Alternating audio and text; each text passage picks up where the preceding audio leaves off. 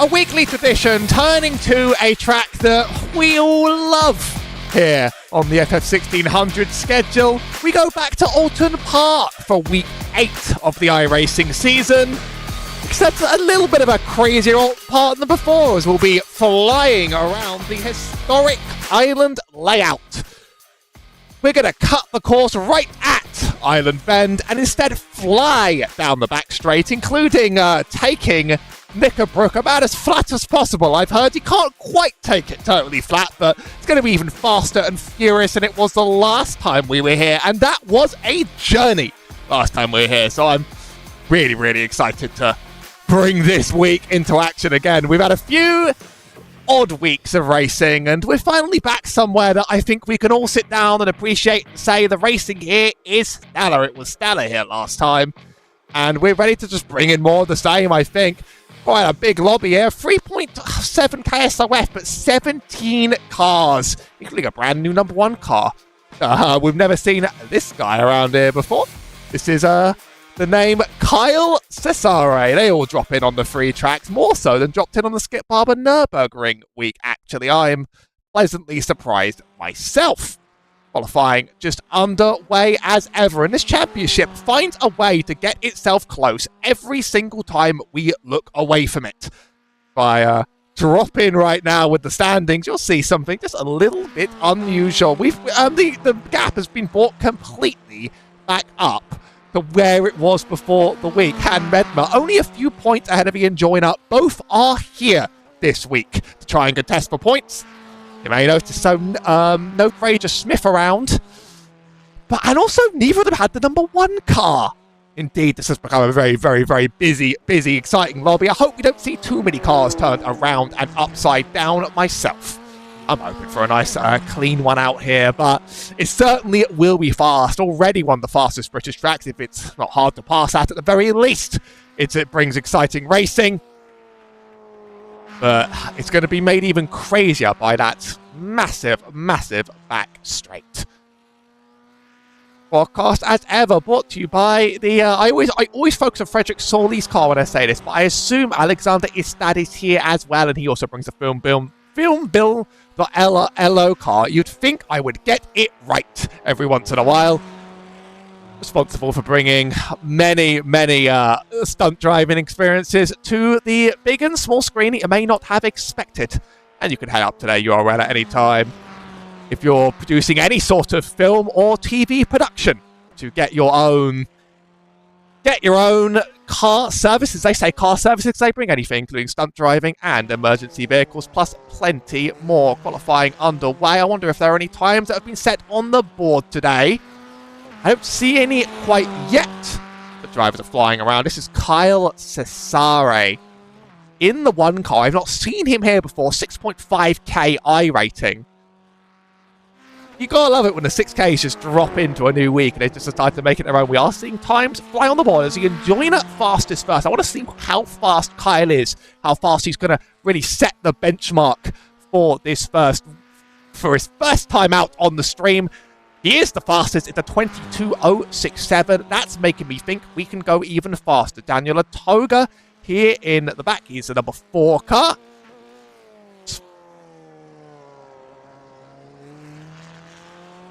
In the IKEA car this time. Not a design I've usually seen come out from him.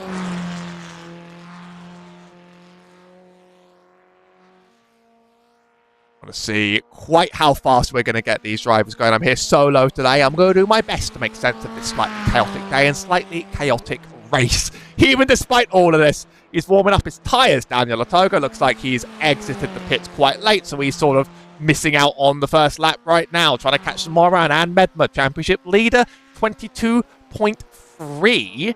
Looking to try and go just a little bit faster to claim that pole position. You never want it. You never quite want it stolen from you, from someone that isn't a regular in your series. Surprisingly came very much out of nowhere to surprise me a little bit some time ago.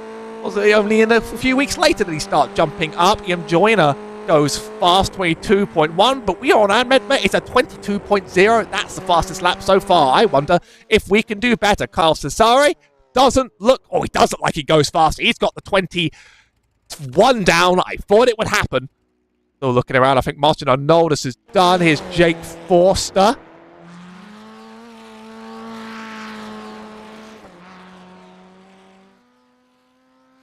He's going to fly on by. Lots of cars in this grid. A couple with black flags for pit exit. Jake Forster's only going to improve to P8. Frederick Sorley yet to set a time. Looks like he only just got the one. It was a 22.7 just marked on the board. He's Peter Maddox in the 14 car. About to finish his lap. Looking up where Daniel Atoga is as well. There's quite some time before we get a lap out from Daniel Atoga. We'll take a look at Peter Maddox. It's a 22.8. Going to be one of the lower times on the grid. Nato Brown also raced before. Looks like wrapping up those quali laps. So really we're just back with Daniel Atoga now to finish. He's I've not kept an eye on quite how fast this lap's going to be. Got one more to go, I think, so we'll keep an eye. It's a 22.3 to start. See if I can get the predicted lap information. As Daniel Atoga, our last driver to fly around the grid, and he's going to really want a good starting position, really going to want some championship points, because it's quite hard to pass on a good day around here. We have skipped both of the chicanes, though. We're running all the way down the back stretch. It's kind of a shortened version. You'll see the big turn here at Island. U-turn it there, but totally skip the first chicane. Hislop's down the hill. We're going to skip as well. And we're going to instead fly through the newly created Knickerbrook. Newly created? This is a pretty old corner. It's newly created for this week. I'll say that. There have been rumours you can't take that flat. Are we going to see somebody try today? That's my real question. Are we going to see someone try? Our final major lap here. Daniel Atoga looks like it's going to be fairly strong. Peter Maddox there getting a time into P8 to finish. You only need to nail these last few corners. Always very, very deceptive, some of the corners on this track. I think it's going to be fast. I think it's going to be quite fast. A 21.9. Daniel Atoga sets the second fastest lap on the grid and the fastest out of our championship regulars. I just, overlay, help me out. Overlay, help me out. Thank you very much. We'll be able to get starting grid. That's everybody set as they're about to start gridding themselves very, very soon. Let's hit that one. Let's hit that one. Carl Cesare, not seen him before on these grids. He's going to take up the P1 position with Daniel Atoga right behind. And Medma sits in P3 with Ian Joyner in 4th. Fabio Berchtold in 5th with Andrea Bellotti in 6th. Martin Arnoldus sits in 7th with Peter Maddox taking up 8th. Big grid today. Alexander Istad in 9th with Jake Forster in 10th. Let's try and go quick. Christopher Cash sits in 11th next to Frederick Sorley in 12th. Daniel Tufts in 13th with Alex Campbell in 14th. Dima Sirkin sits in 15th with Philip Sear in 16th. With Alistair Morton, the last one to set a lap. There are more drivers, though. Behind him on the grid will be Martin Dale and Nato Brown at the very least. Are we still in the qualifying? No, we are not. That means we actually have a grid starting to form. And that run out from the start-finish straight is always going to be a pretty treacherous one. There's nothing but terrifying corners around Oulton Park. And last time we were here, we saw some cars go very, very, very fast. There were some outrageous passes into the two chicanes. We cut both of those out, but instead, we're going to bring in even more speed. These cars are going to get drafty. Old Hall, Denton's Cascades through into the Island Bend. Followed by the near-flat Knickerbrook. We see the two car loaded, and Carl Cesare, I think, is loaded as well. On the black car in the P1 position. Ian Joyner, last car to load in, and then we will have our full grid. 20 minutes on the clock as ever. We're anticipating about 15 laps. That's 15 chances for stupid things to happen. That's the average day at Oulton Park, really. The last of our British rounds for a while. Hopefully we know quite where we're going next week. Very soon, but Ian's certainly making us take our time. Ian's now finally loaded into the grid, so we are all sitting and waiting. I hear those engines revving. And we are green. And it's a great launch there from Carl Cesari, who cuts right across the track in front of Daniel Otoga right behind. And Medma's able to file in quite cleanly of everybody quite making it through. But I see Daniel Otoga looking to make some moves already. He's already side by side. As we've piled ourselves into these two sort of back straights. Doesn't quite get alongside. Going to be looking for the outside already, it looks like. Not quite. Backs it off. Takes it easy on the inside. Then it's Ian Joyner inside of Anne Medma. He's going to look. He almost tries to get alongside. Not quite. Further behind. Martin O'Neill just looks like he's made up places. He's running it quite right. Through Knickerbrook we go. These cars are going to really swing it through. It's not flat. It's not flat. You will absolutely lose your mind if you try and take that one flat. And one more try. No major incidents going out of lap one, though. These cars are flying around the track. And eventually someone's going to make them over. See Istad sort of trying to jump out of line down there in the back as well. Very, very slipstreamy around this circuit. That's having a bit of lag right now, so I'll try and keep that camera focused away, or else it will just freeze itself into place. Lap 1 complete of possibly 15 around here.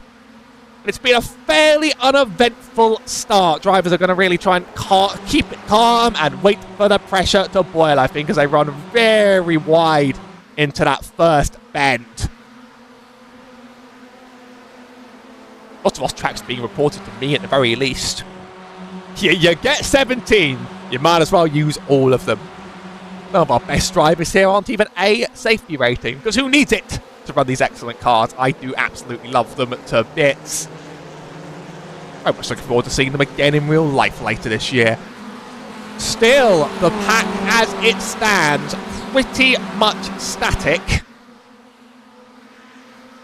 We're not seeing the dramatic moves yet. Those massive moves from Istad, those are just the connection. When you drop, iRacing sort of drops you down to the back and then brings you back up. Alex Campbell looks like he's eating a black flag for something. I do not know what for, but that's definitely been reported on my end. That car does not look destroyed. I wanted to very quickly check. Doesn't look like it's the case. Can't have got an instant point DQ quite this early on in the session.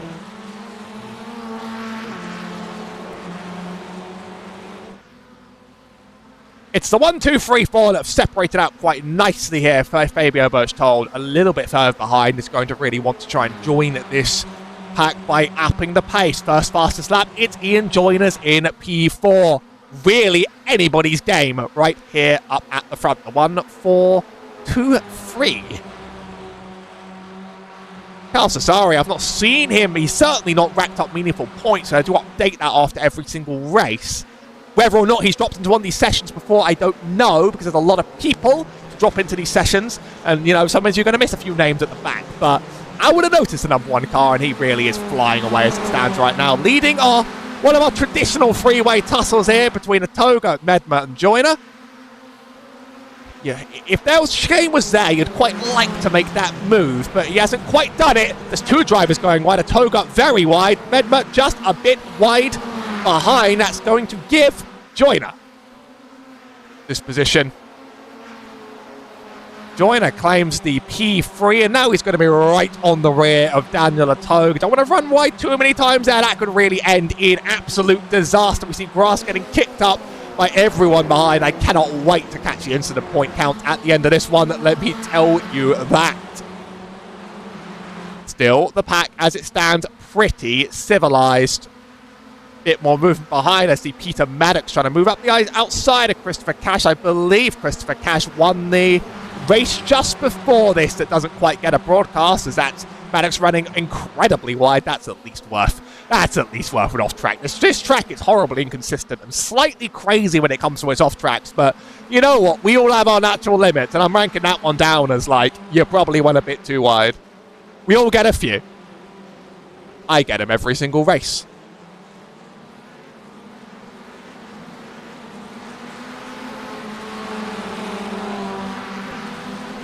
been a race of not some massive movement quite yet, but Christopher Cash, Martindale have made up good places alongside Frederick Sorley. There's definitely some battling down there in the rear of the field. Maddox and Istad. See, Maddox has really been quite in with quite a large amount of swinging in positions here. He went from 3 games, he's now back down to 2.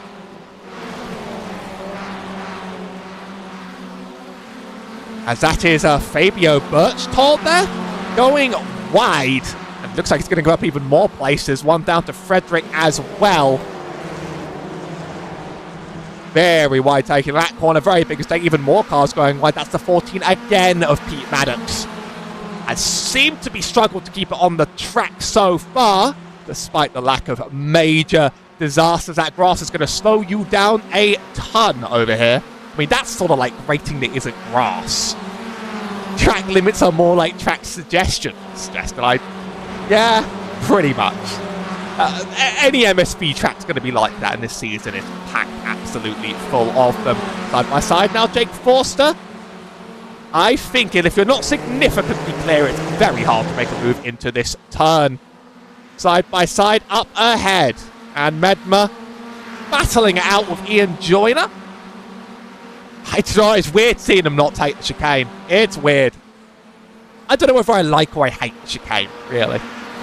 Did provide some very good moves and good racing. A little bit of drama as well.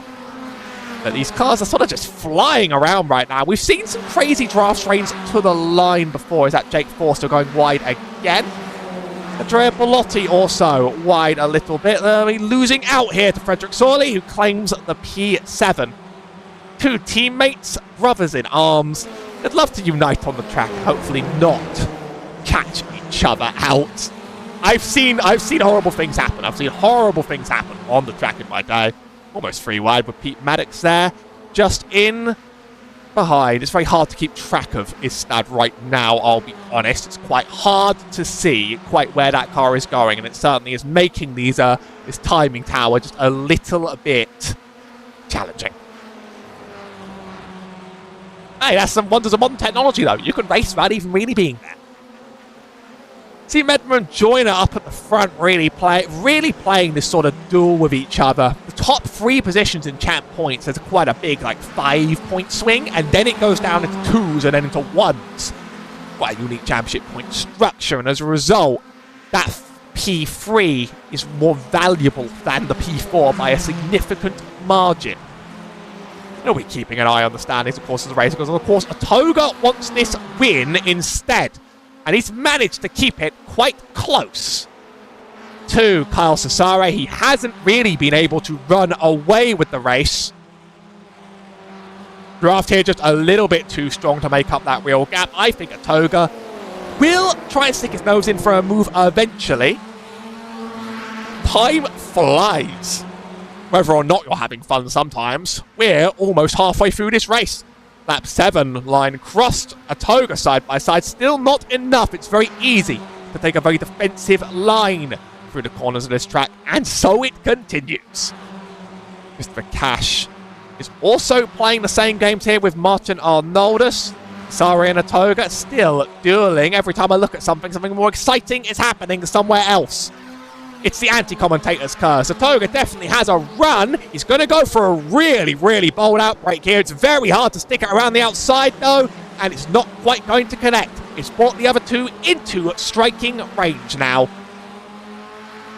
How are you going to run side by side into Dickerbrook here? He is faster. Atoga may be ready to claim this lead. It's still not quite there, and in fact, a little tiny bit of wheel contact sends him back. The 3 there of Joyner also slowed, and Medma had a massive run, had to check up at the very back of it. Almost thought we were going to see a horrific incident there. Woo. We're seeing some bold racing. And there is contact. That is Frederick Sorley. That I think Istad was involved as well. Want to say not a day to remember. Christopher Cash was caught in that as well. Is Frederick Sorley's car. Took a while for an incident to really kick off. Got 30 seconds back from real time here, so this might be, we might have to wait just a little bit in order to work out what already happened. It might not be Frederick's car. Oh, it was Christopher Cash's car, and Frederick just a passenger with Christopher Cash's car there. That is very, very unfortunate for a driver that would tell me he can't stop catching a break. I'll try and catch another replay of that when appropriate. I think this racing has gone a little bit too exciting up at the front. Still, the 1, 2, 3, 4, these moves really up in intensity as the race goes on. You don't always want to be in first around here. Next week, we take a break from the British circuits, head to the Sachsenring. Now, it sounds like a very unusual track to bring the cars to. Certainly isn't a terribly popular one, but one look at that track tells me it could be one of the most fun tracks on the series schedule. I try not to unnecessarily hype things up that I don't need to, but that track looks wacky. I've not driven it. I've not raced it. I'm going to get in that track before next week's stream. I'll let you know on the day quite how that one's going to go. It certainly looks very interesting. And I hope you'll be here same time next week, as well as on the Sunday mornings, of course, for the Skip Barber series. We just got out of the Nürburgring. My other sports space predictions on that day didn't quite go true, but we're going to Summit Point Raceway. Talk about a classic Skip Barber race, one I've broadcasted before. Still the 1, 2, 3, 4 off the top here. Everything's backed off quite a bit behind, but next up ahead, these cars are going 3 to 4 wide. What am I even talking about? I see Istad really dropping back. That's Sorley, actually, I think, dropping back there. I think he's blue flagged and down, trying to get out of the way of the pack. Fabio leads from Peter Maddox, Daniel Tuss, Dimas Cirkin. Dimer, where did that come from? And Jake Forster in a big 1, 2, 3, 4 train. All of them going to be looking to make their big moves as well. This time really has flown. Not that many laps to go. And Daniel Tufts, it's an unusual place for him to be in, I'll be honest, this far back.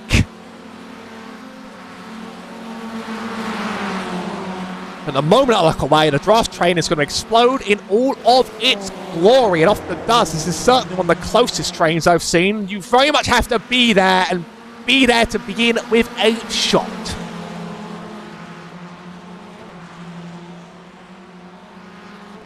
Just sitting there and waiting for the mistake is often enough to count. I'll use this chance to see if I can catch Christopher Cash. And catch another angle of quite what happened. I think it was a bit of a self-spin. Isn't quite helpful enough for me. Show me the... Okay, yeah, that's certainly a meatball, but it looks like it's just... Is there contact there? Is there contact? Show me the contact. Get me into the chopper cam. I know they don't rewind these things in real life. Oh, there is a bit of contact. It's with the 7 car there, and that's a really unfortunate place, unfortunately, to lose your car. It was contact with Martin Arnoldus that kicked it off. It was not a self-spin. 2 cars trying to go side by side. A little bit of slippage from both ends. It doesn't qualify as a big death, in my opinion.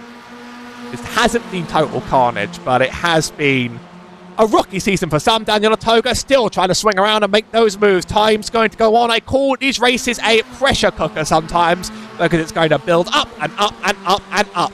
And Daniel Otoga's getting less patient every single lap. Still a tiny bit of contact. Not quite enough. We've held the inside into this hairpin. It's very, very hard to attack it around the outside. Really, this isn't where you do it, but he's going to try getting alongside anyway. Still a little bit of contact. Almost opens the door for Anne Medmer. It is going to open the door just a little, not quite enough momentum on exit, but Carl Cesare gets away with it again. Place your bets how this one's going to end today. Could be any one of the 4 cars. It's not going to blow up until the white flag. That's what this sort of sprint formula racing is about. We see it in the Skip Barber weeks as well. And we're going to see just a little bit of it coming up here. Ian Joyner also looking to be a part of that battle. Trying to look at what else is going on the grid, of course. Daniel Tuff looking to try and make an attack on Fabio Birchtold. Philip Sear. God, I need to click a different camera angle. Behind Dima Sirkin. With Peter Maddox on the back of Andrea Bellotti. We've seen a lot of him this race, to be totally honest. A lot of him. Now, I gotta say, it's gotta be difficult racing against a car that links out as much as Alex does. It's not usual for him. I'll say it's definitely not usual for that sort of issue to kick in. Once the race is going, it's also very hard to fix. I've been there and done that. At the very least, it's not jeopardising a super close battle. You hate to see those close battles just undone by network anomalies, I gotta say. 4 minutes to go. It's going to be about 2, 3, 4, about 3 to go once we cross the line next. Of course, we're almost there. Toga's been by far the most aggressive on Carl Cesare, and every lap I feel like he's just about done. He's going to try doing it again. There's a little bit of locking of the wheels. He has the advantage, but it's all right-hand turns. Both of these cars being slowed. There's still more locking. There's still more contact. And Medma does the very smart thing of checking up right now. Still more contact. It's going to send the 4 wide, and Medma's now in to take advantage. This certainly is a very, very touch-and-go race. Touch being one way of putting it, almost 3 wide. Daniel Toga squeezed between 2 cars, forced her back out. And Medma now the next car on the chase. Now 3 to go. Carl Cesare has been driving relentlessly aggressively. I see a meatball on Andrea Bellotti's car. I would like to find out what just happened to Andrea Bellotti. In front of Peter Maddox, who I see has retired the car. Pete's going for the inside. It's small contact. Oh. Where's the meatball flag? That's unusual. That's unusual indeed, that something like that would trigger it. Maybe the clip over the nose from the car as the rejoin happened. Pete Maddox got disqualified for incident points. That's where Pete Maddox has gone. He just ate the 17x DQ. It can happen. Off track, sir, a suggestion. Until you run it a bit one too many and you don't have any left in the tank for a car contact. That is very unfortunate. He raced well today. Hope to see him again on the field soon. 2 to go is the estimation for these 4 drivers. I don't think it will end quite like it has now, as he's given up some quite wide space there, Carl Cesare. Not quite cuts it back in. If it finished like this, and Medman would have the advantage over Ian Joyner in the championship standings. They're really the 2 that are in it to win it now on a weekly basis. But let's not call it as it stands, because these races get explosive near the end.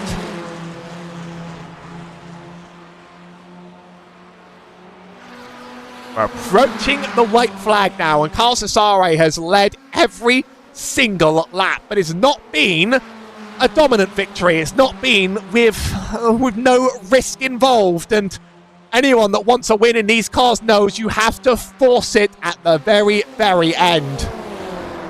Side by side there between Medma and Joyner. Joyner forced a little bit wide. You really do have to force others around to get what you want. That should be the white flag lap now, even if it doesn't quite show. Trust me very much. We're not racing another after this. With only 40 seconds to go. Daniel Toga all over the rear. He at least wants that 3rd position. That would make up for this 2nd place that seems so lost. Cesare just needs to run a lap so good now that there's no risk of a draft disaster. No big moves into the hairpin. Fastest section of the track coming up now.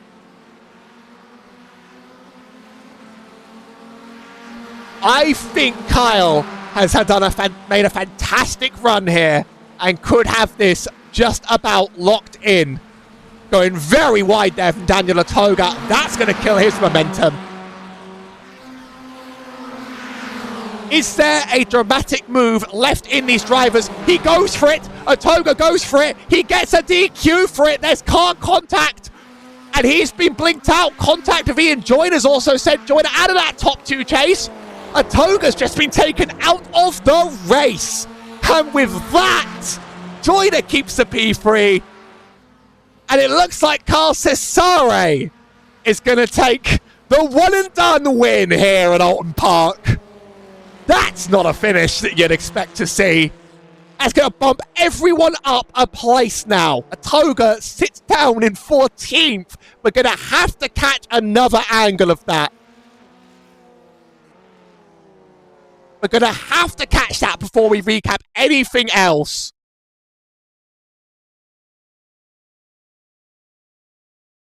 So we're looking in, let's put it into Ian Joyner's car so that we don't lose tracking the moment the car disappears. We knew he was going to make a really, really big move. We knew something was going to happen. He goes wide there. Lots of track limit liberties have been taken. We've learned today that they're not always a suggestion if you're going to get in contact. It's a massive, I look like a massive send from my angle. It could, in fact, just be an accident. We could just about catch it through the trees. Oh, it is just a clipping of the back of that car, and that would be enough for a 4X. Car very, very unsteadied around here, and that is all she wrote. That's unbelievable to get kicked right down to the back. Now, I thought something would happen. I did not think that is what we were going to be looking at. Let's grab some end results on the back of that, shall we? Always a bit of drama to end off the day. Looking forward to what people have to say. Kyle Cesare shows up to claim a dominant victory on a track where it's quite hard to hold the domination. And Medba just behind with Ian Joyner in third. Now drivers pushed up as a result of the DQ. Martin Arnoldus is now fourth. Alexander Istad takes fifth with Fabio Birchtold in sixth. Jake Forster sixth and seventh with Dima Sirkin in eighth. Philip Sear in ninth with Daniel Tufts in 10th. Nado Brown sits in 11th with Martin Dale in 12th. Andrea Bellotti sits in 13th with Alistair Morton in 14th. Daniel Atoga doesn't make it to the end. Neither does Christopher Cash. Frederick Sorley did make it, but took a lap worth of damage.